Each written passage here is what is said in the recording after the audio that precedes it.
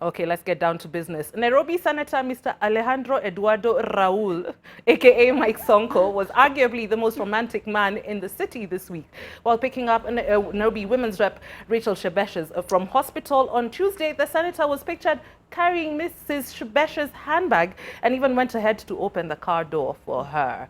Njambi, ini story gani?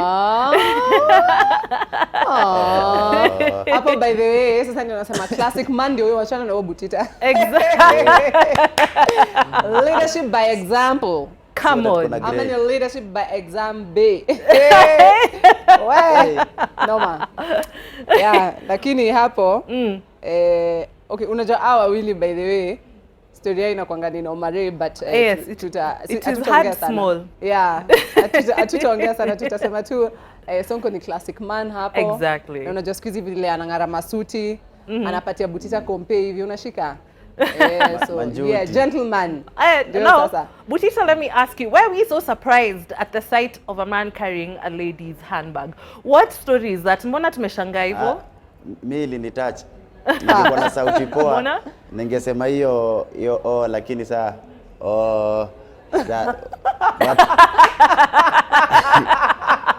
ilinigusa sana. Juu ukiangalia Shebesh ni mgonjwa. Hiyo condition yako saa hii definitely angeweza hata kujibebea bag. Exactly. So Sonko alifanya poa sana. Sijui Sakaja mbona aliamua tu kujibebea yake. But Sonko alifanya poa. Nzuri sana kitu alifanya. Let me sip my moringa. Kuna hiyo roho. Kwa tuna take care of madem. Sasa ile ni wagonjwa. Alright. Sasa ile ni wagonjwa tu. Poa. Sasa ile ni wagonjwa tu. Kuna hizi times zingine mnakuaga mnatukalia. Nikikubebea handbag ukiwa sawa. Hiyo ni kukaliwa. Hey, Njambi, handle this one please. Anyway, before we move to Njambi, Njugush, unaweza bebea mwanamke, anyone who's not your wife, would you carry her handbag? Lazima lambe ndio anaona kwa TV. Chivalry still exists, eh? That's what still, like which one? Chivalry.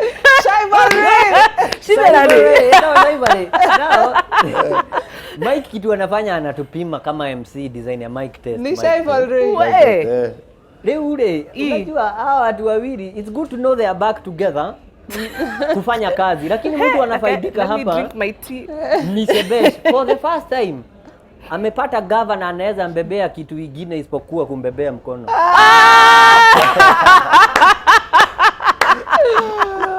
Hapo nasema makofi ya kilo. Hapo Sonko makofi ya kilo. Sonko makofi ya kilo. Sonko amekibet real. Kibet. Amekibet real. In fact tumuite tu kibet. Gigi Shirley, by the way, speaking of governors and future governors, Kakamega Governor Wycliffe Oparanya has set a precedent that I believe other Kenyan politicians and the general public should absolutely follow. This picture, this one right here, has been doing the rounds online from last week. Jubilee and NASA supporters met while in their day-to-day activities. They stopped and exchanged pleasantries. Usually these meetings end up in exchange of other things like projectile materials like stone and other solids. But this time, things went a little differently. I love this picture. Njugush, what do you think of this picture? Me hata hii sita throw shade. Hii nitasema this is what we need, man. Hiyo kitu ilikuwa very beautiful. Yes. It was so beautiful. Lakini sasa shida ni upate wote wako timu moja. Ni pia wanacheza. Ni t-shirt. But iko sawa. Oh yeah, I like that. Njambi. Uga. Well, this is what I'm hoping for, and this is what we all wish could happen by August 8th, that by the time we're all going to the ballot, it's going to be peaceful and there'll be no violence, because then again, we just need our lives to move on and continue living peacefully as Kenyans, and we just need to understand that it's politics. It's just a game of numbers, and it's business to most of these politicians. Absolutely. As much as they're supposed to be leaders and, you know, drafting laws and policies, it's also business, and it's just a game of numbers, and to, you know, for most of them, it's also a game of control. So once we understand that, then we know there's no reason as to why we should fight each other and kill each other. Hapo umeongea kama women's guild. Well done. Kama women's rep. Guild. Anyway, Butita, huko ni kwenu, sema. Si watu wa Kakamega, hatunanga maneno mob. As in, tuna serve kama examples. Ukiangalia poa Ciru, hii ndio watu wanaita mature politics. Exactly. It's high time hata mapolitician wanafaa kuhold joint rally. Wacha kuwe pamoja, hata wakaamua campaign pamoja, ndio tuanze kuangalia issues badala ya kuangalia magangs manini. Yeah. Yes. Yeah, this is something, and I absolutely agree with all of you, that this is something that a lot of us should emulate, because after the elections, unajua kuna kwengine unaende. This is the only home, man. Yeah. So pay attention to the good citizens of Kakamega. Now let's move on. Students from Moi University, one of the leading universities in the country, are paying for sins they have not committed. We have received pictures of students sitting for their end-year exams, and they are, to say the least, disturbing. This is a final exam after which they will get their degree, but they are sitting on the floor after the school was hit by a major corruption scandal, with senior university officials allegedly embezzling funds meant for the construction of lecture halls and hostels. Now, apparently there have been skirmishes, yani guys are fighting as a result of the shortage of things like exam halls, exam booklets. Now, let's talk about this candidly. Let's not mince our words. I'm sure all of us are really tired of talking about corruption, but this is a conversation that needs to be had. Njugush. Mimi akiwacha nianze na kucheka. Hii kitu si funny, lakini nitacheka because sasa unajua watu nahurumia. Kuna watu mahali wamekuna pesa, watoto wanafaa kuwa wanakaa vizuri, wapike, wajenge nchi. But somewhere else anajienrich. It's so sad. Na it's so sad. Juzi tuliona president akizidikishwa na 7 choppers. I wish wangekuwa wanalinda pesa yetu hivyo. Lakini hawa watoto kile kinafanya ni wahurumie ni because wakishaketi hivyo chini si washaaguka mtihani. How can you excited during my exam and what not? They're literally sitting on the exam. Oh my gosh, Njambi. I mean, this to me just saddens me, really. It really saddens me. As a person who loves education and as a person who graduated from our Kenyan universities, this is sick because, first of all, these students are paying school fees. Secondly, there were leaders in that area who stood against a chancellor, a vice chancellor that was from another community to be head of that university, and they literally fought him and said he's not from that area. So the balkanization of education in this country is sickening. The tribalism has seeped into our education system. The corruption is sick.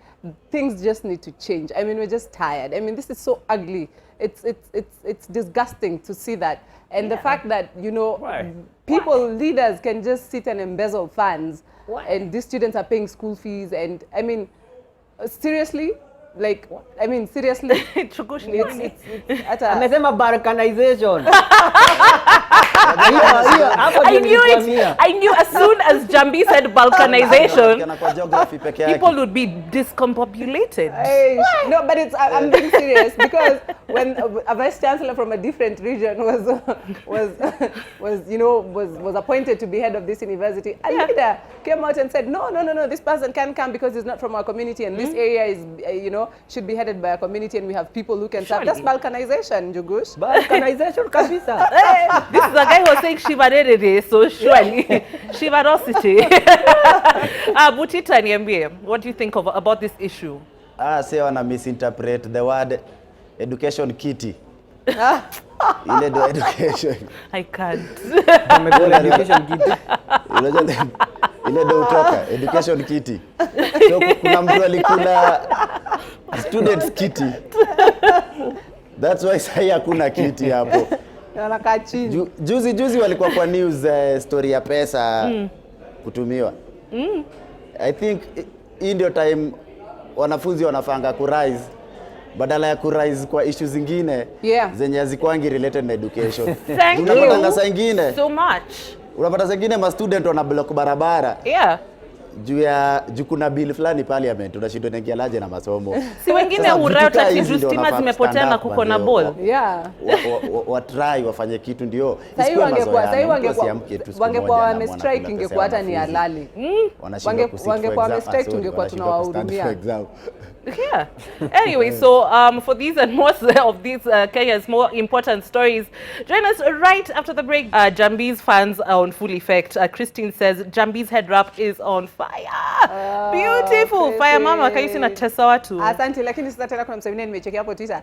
Anasema eyebrows zangu zimeenda missing. You know, these things don't actually grow, eh? We draw them. Yeah, I draw. Mine don't grow, like they don't. But nimeona siku hizi kuna eyebrow wigs.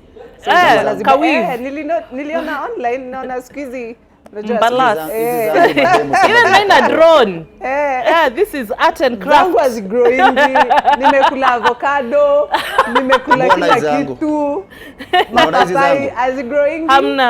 Hamna chochote. Hakuna. Unaona zangu? Where please? Please. Lakini najiuliza, Shiro. Ukikuwa na eyebrows drawn, unaweza pepea?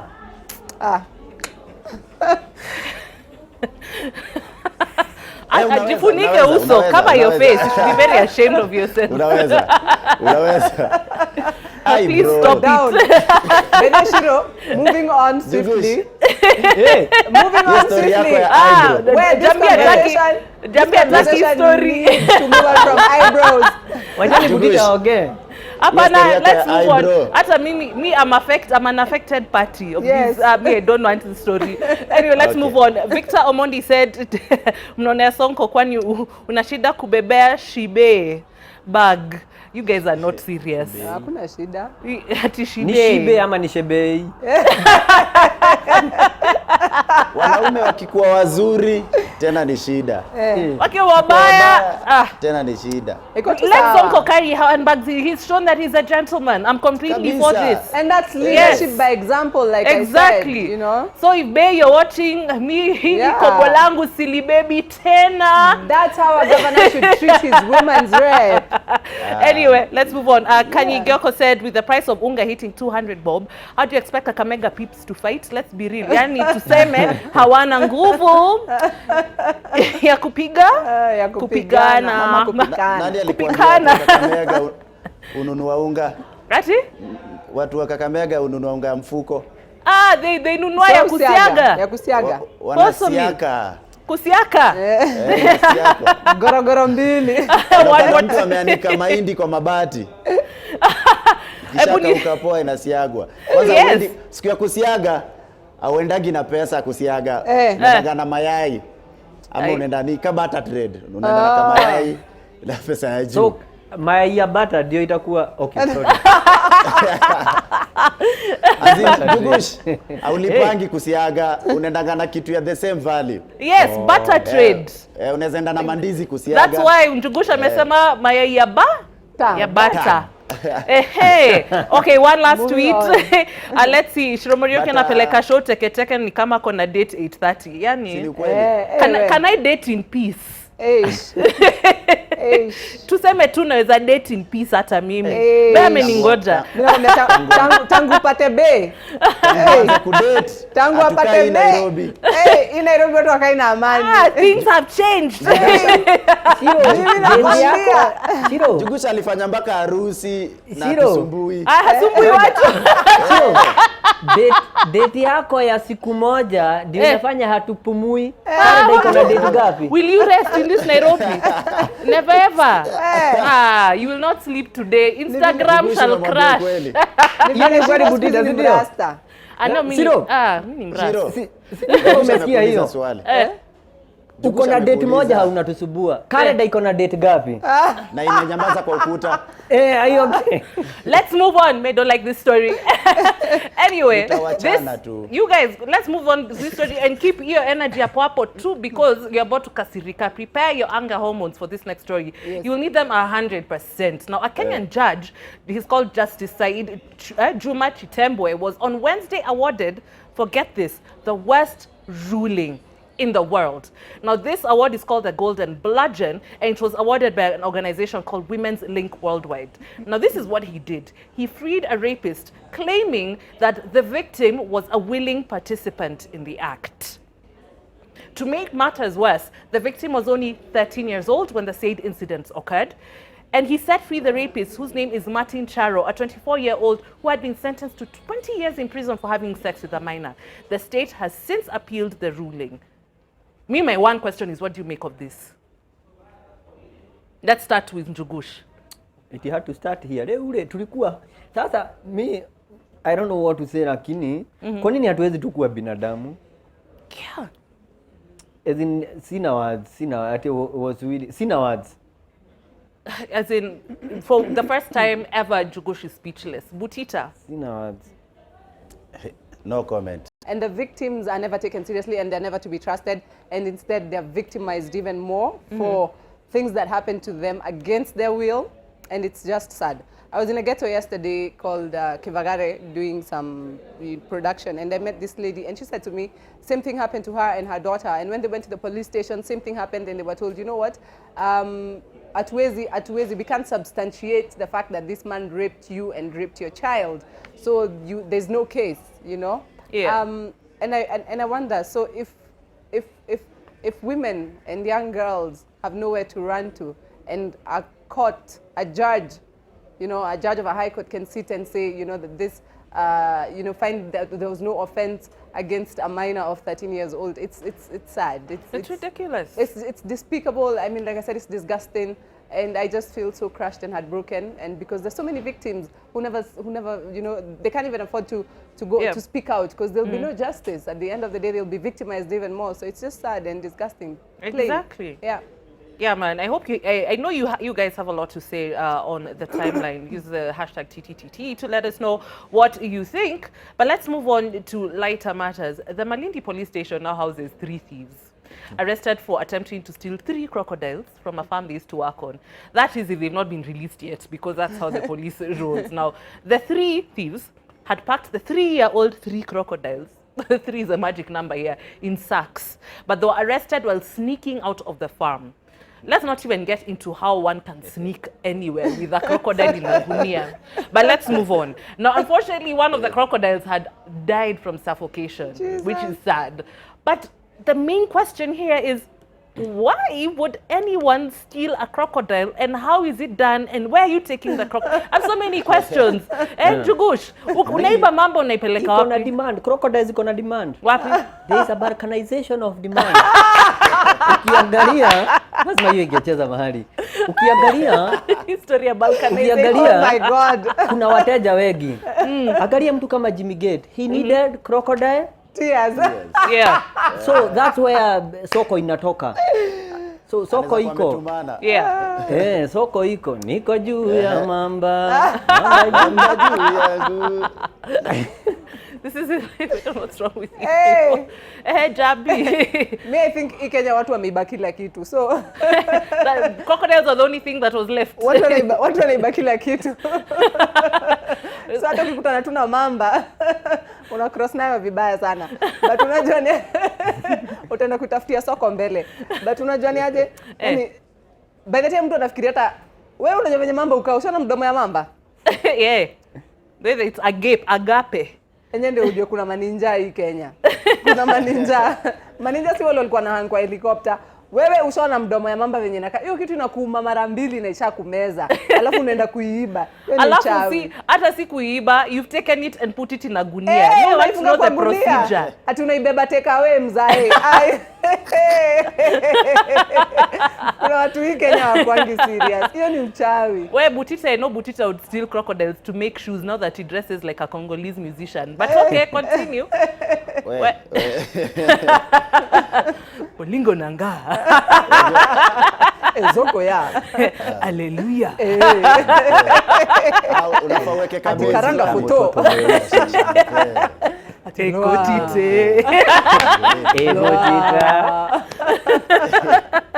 Ciru. Niambie aliba crocodile anatoshanaje? Ni mzee? Macha mimi sijui, mimi sitaki kujua. Mimi just is a ninja. Kama ni mzee tunafaa kumuita babu na mwamba. Kama babu na mamba.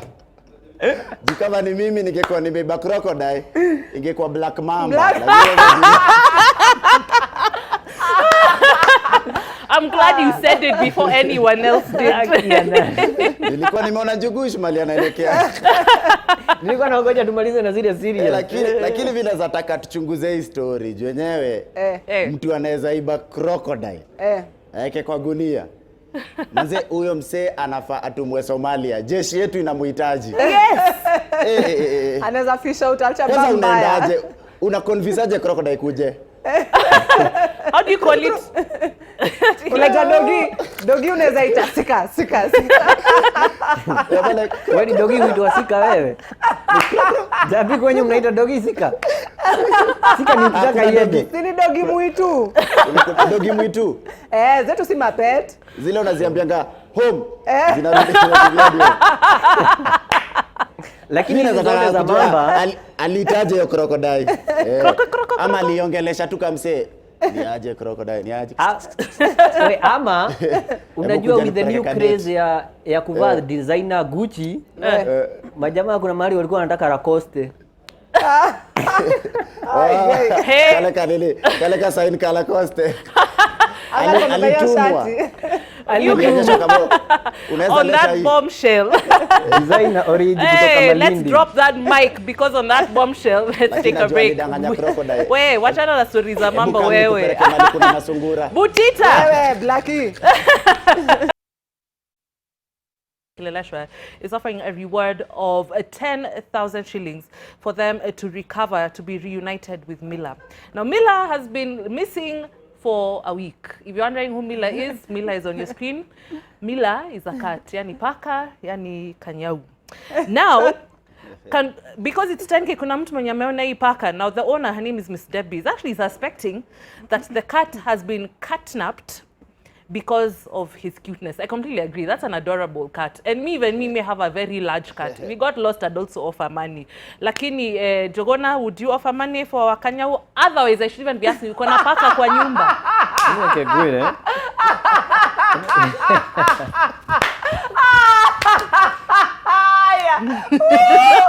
Wewe. Sio uko na mchezo.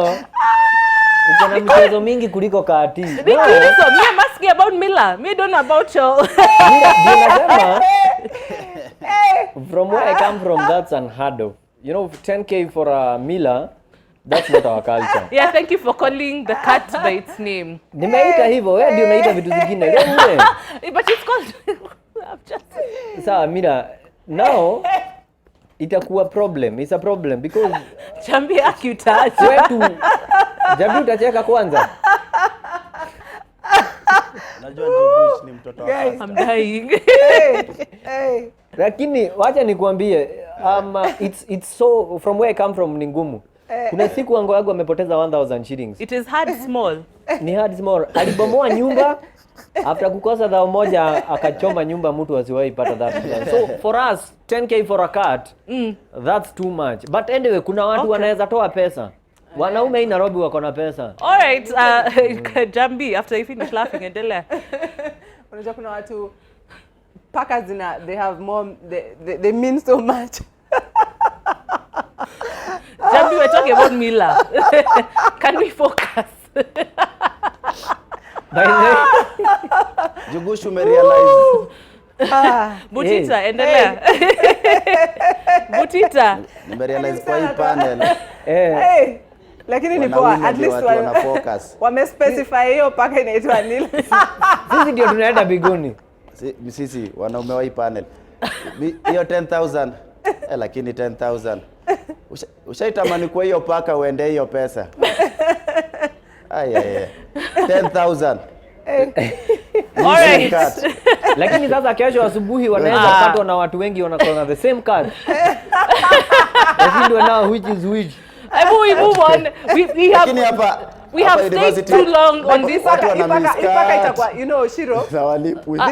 This paka ni rahisi kuipata because at least iko na sura. Unajua it has. Hebu tuondoe story ya paka, tuende story ya Rapist strike. Kuna mtu hapana, we are moving on. Sawa. Move on na sijaongea. Kataa hiyo. Ushaongea. All right, let's move on to the nurses strike. Kesho niko na cat. You guys stop it. You guys bana. Anyway, so guys, let's move on. Now, barely 6 months after doctors returned to work after a 3-month strike, nurses are back on the street again. And the number one question Kenyans are asking is, what's going on? Njambi? First of all, we have a huge problem in this country with privatization of public institutions, starting with our healthcare system. Secondly, our education system. Privatization is not the problem. I mean, it's not the solution because most people cannot afford private healthcare. And so most people will obviously opt for public healthcare. And, you know, if you start privatizing these services for the public, I mean, it's unaffordable. And then that's when you have these issues where you can't afford to pay doctors and you can't afford to pay nurses, you can't afford to pay teachers. It's crazy. Stop it. Okay, let's move on. Okay, Butita, teke ndio mila situpate hapa. Nashindwa. History ya Manasseh tumekuwa tunaisikia kila saa wana strike.